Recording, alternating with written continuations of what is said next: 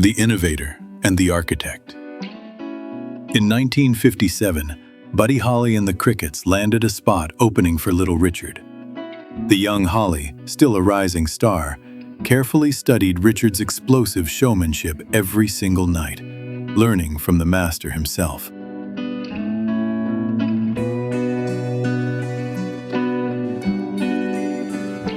He was just 19 and about to headline the Copacabana. But while Paul Anka prepared for the stage, he was also writing for others, including the English lyrics to a tune that would become Frank Sinatra's lifelong anthem, My Way.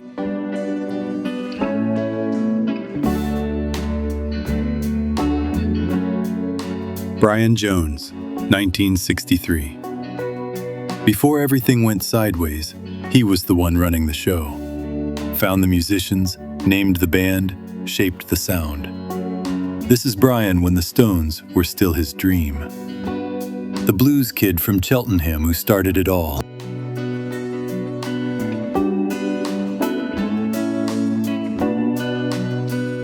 Paul with the Hofner, 1964. Everyone talks about the songs, the harmonies, the haircuts. But listen to those bass lines. Melodic, moving, doing things bass wasn't supposed to do in pop music. That was Paul, quietly changing everything.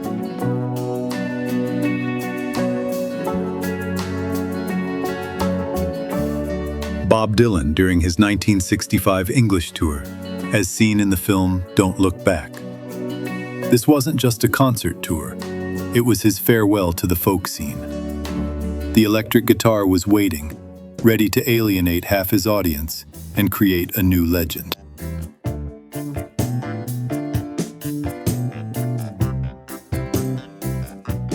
George Harrison on his 1966 honeymoon with Pattie Boyd. She was the muse who inspired his masterpiece, Something.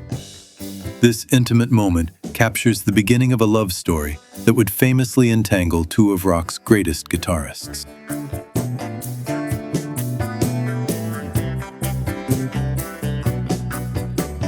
That Little Old Band from Texas, 1969. And wait, where are the Beards? Nowhere. That comes later. Right now, it's just Billy, Dusty, and Frank working out that low-down Texas boogie in beer joints and roadhouses. Nobody outside Houston knows their name. Give it a few years.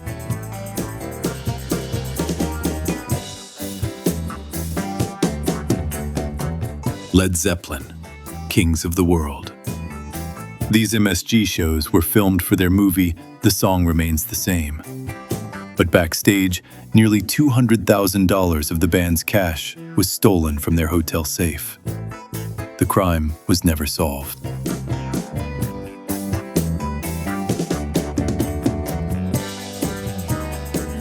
David Gilmour and Roy Harper. Knebworth, 1975. Harper's the guy who sang Have a Cigar, part of the Floyd extended family. This is before they go on. A quiet smoke, a laugh. In a few hours, they're playing to 100,000 people.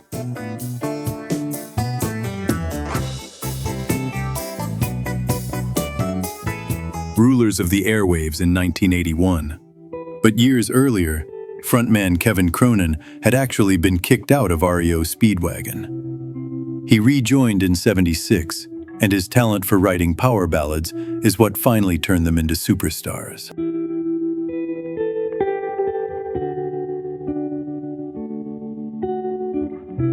U2 with their secret weapon, producer Brian Eno, in the mid-'80s.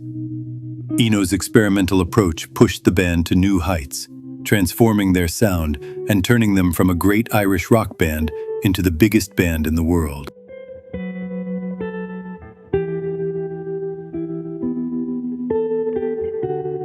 B.B. King, Albert King, Clapton, Stevie Ray. Same stage, 1987. Two generations of blues guitar, the masters and the students, all in one frame. You could teach a whole history course with just this photo.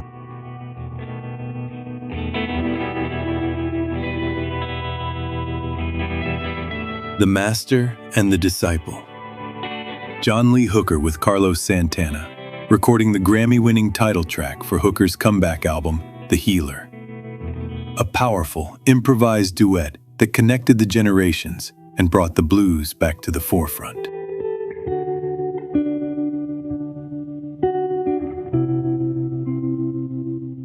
One of rock and roll's greatest and most enduring partnerships. Neil Giraldo wasn't just Pat Benatar's guitarist. He was the co-writer and producer who forged her signature hard rock sound. From the very beginning, they were a powerful creative team.